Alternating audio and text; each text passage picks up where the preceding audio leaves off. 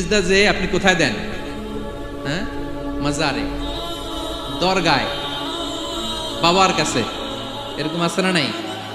হ্যাঁ, আমাদের এখানে কেউ নাই। হ্যাঁ, দেশে গেলে এরকম মাজারে যে মানত টানত করেন নাকি?